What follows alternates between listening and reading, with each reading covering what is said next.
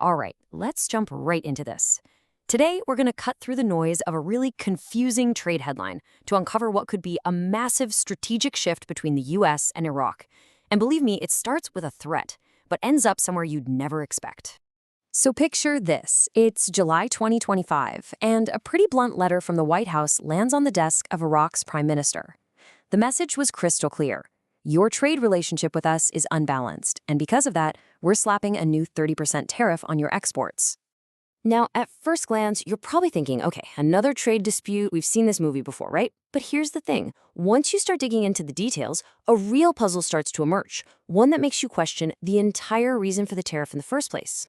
Okay, so let's get into it.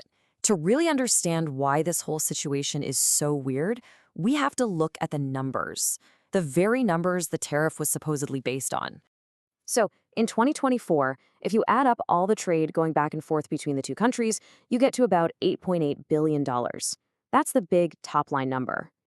But here's the catch. That trade was super lopsided. Iraq was selling way more stuff to the US than it was buying. That created a $5.8 billion trade deficit for the United States, and that deficit is the official reason for the whole tariff thing. And this wasn't just some random number they pulled out of a hat. There was actually a formula for it. The administration took that big trade deficit, the $5.8 billion, divided it by Iraq's total exports to the US, and then just cut that percentage in half. The math originally spit out a tariff of 39%, though they eventually negotiated it down to that final 30% figure. Okay, but this is the kicker. The one detail that makes this whole argument just fall apart. That multi-billion-dollar trade deficit, it's pretty much all from one thing: Iraqi oil exports. And guess what?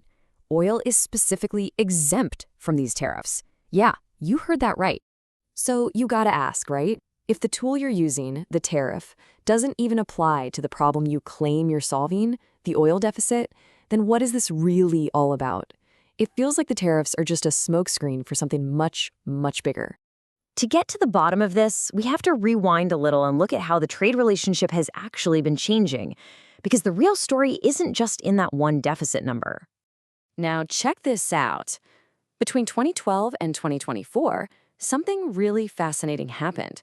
Well, Iraq's oil exports to the rest of the world were growing like crazy, by almost 40%. Their oil exports specifically to the US, they plummeted. We're talking a 64% drop. So, what on earth was going on? Well, it's easy to look at that number and think the political relationship was falling apart. But the reality is way simpler. The American shale oil boom completely changed the game. The US just started producing so much of its own oil that it didn't need to import as much from anybody, and that included partners like Iraq. And this is where the story takes a really wild turn. That baffling, totally illogical tariff threat, it weirdly and paradoxically created a huge opportunity. It forced everyone to the table for a conversation that went way beyond a simple trade spat and started to redefine the entire strategic partnership. That bizarre tariff letter ended up being the perfect catalyst to dust off something that already existed, the US-Iraq Strategic Framework Agreement. Now, this agreement was always supposed to move the relationship beyond just security and into deeper economic cooperation. The tariff crisis was basically the push they needed to finally get serious about it. And just like that, the whole game changed. It was no longer about punishing Iraq for a misleading trade deficit. Nope, the new focus, the real prize, was something way bigger: helping Iraq achieve energy independence, which really meant reducing its heavy reliance on gas imports from Iran. So this pivot away from tariffs led to a bold, brand new proposal, a massive multi-part energy partnership, one that was designed from the ground up to create clear, lasting benefits for both sides. So here's how this mega deal is supposed to work. It's basically a four-step plan. First, Iraq starts importing American liquefied natural gas, or LNG, for its power plants. Second, US companies come in to build all the infrastructure to handle it.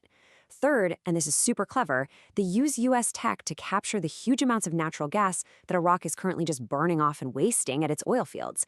And finally, number four, American companies help completely modernize Iraq's electricity grid so we can actually use all this new energy. And look, this isn't a handout. It is designed to be a total win-win. For Iraq, it means energy independence, modern infrastructure, and a huge boost to their economy. For the United States, we're talking about massive contracts for American companies, a stronger strategic ally in a critical region, and a new stable market for its booming LNG exports. So, what started as a punitive threat completely transformed into a collaborative mega project. It leaves us with a pretty provocative question, doesn't it? In an era that's so full of trade wars and sanctions, could this be the new playbook for foreign policy?